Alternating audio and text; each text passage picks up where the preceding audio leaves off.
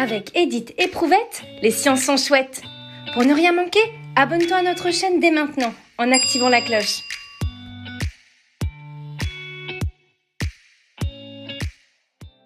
La répartition des êtres vivants est-elle la même partout? Pour répondre à cette question, rappelons-nous qu'un être vivant est un organisme doté de vie, capable de grandir, de se développer et de se reproduire. Parmi les êtres vivants étudiés à l'école, on distingue principalement deux grands règnes, le règne végétal et le règne animal. Mais les êtres vivants ne vivent pas n'importe où.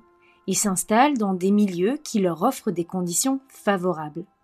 Le nombre et le type d'êtres vivants présents dans un milieu dépendent donc des conditions de vie de ce milieu. Ces conditions de vie sont formées de plusieurs éléments que l'on appelle des facteurs. On distingue deux grands types de facteurs. D'abord, il y a les facteurs liés aux êtres vivants, appelés facteurs biotiques. Ce sont toutes les relations entre les êtres vivants d'un même milieu. Par exemple, il peut s'agir de la prédation, quand un être vivant en mange un autre ou qu'il est mangé à son tour. Il peut aussi y avoir de la coopération, lorsque des êtres vivants s'entraident pour vivre, comme dans une symbiose où chacun apporte quelque chose à l'autre. Il existe également la compétition, quand plusieurs êtres vivants cherchent la même chose, par exemple de la nourriture ou un espace, et ils se font concurrence. Enfin, certains êtres vivants vivent aux dépens d'un autre être vivant. C'est le parasitisme, comme un parasite qui se nourrit en affaiblissant l'autre. Ensuite, il y a les facteurs liés au milieu lui-même, les facteurs abiotiques.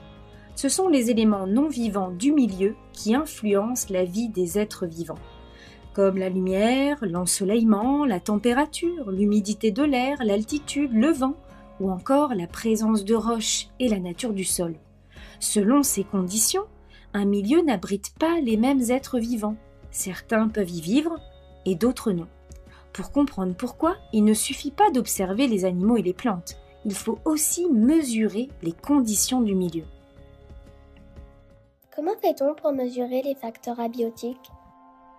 Les mesures permettent de comparer différents milieux ou un même milieu à différents moments et d'expliquer les différences observées.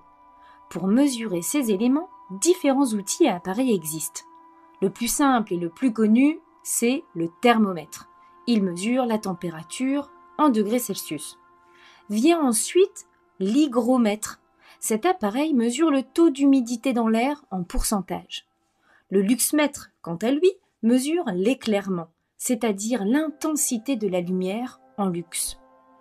Pour faciliter les mesures, il est possible d'utiliser des appareils qui disposent de plusieurs capteurs et peuvent ainsi évaluer 3 facteurs en même temps. C'est le cas de la station météo ou de la console VTT, un appareil portable de mesure. En ce qui concerne l'altitude, l'altimètre est ce qu'il te faut. Il permet de mesurer la distance verticale entre le niveau de la mer et le milieu à étudier. Enfin, pour mesurer le vent, on utilise un anémomètre, tandis que le niveau d'ensoleillement, c'est-à-dire la durée pendant laquelle le soleil éclaire un lieu, se mesure à l'aide d'un héliographe.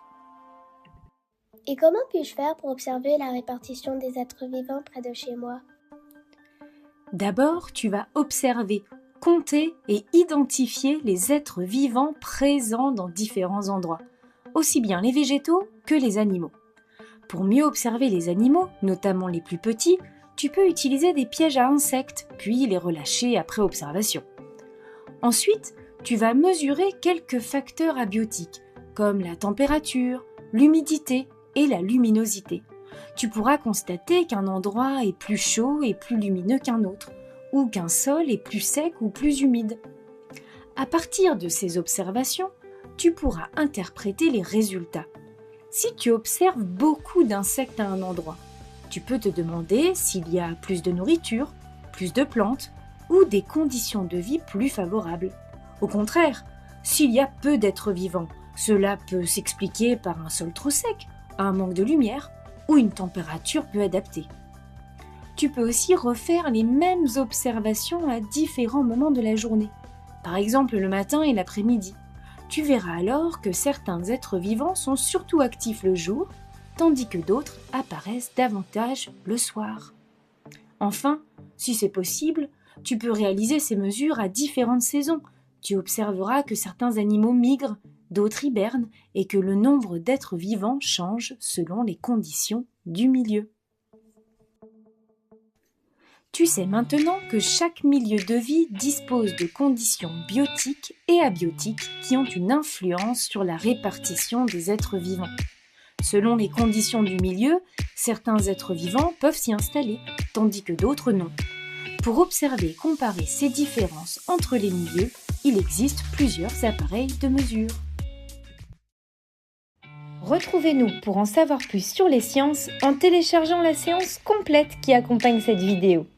Vous trouverez la fiche de préparation, un quiz, des fiches d'exercice pour vos élèves, la trace écrite et une évaluation. Utilisez les liens dans la description ou directement sur le site passeeducation.fr.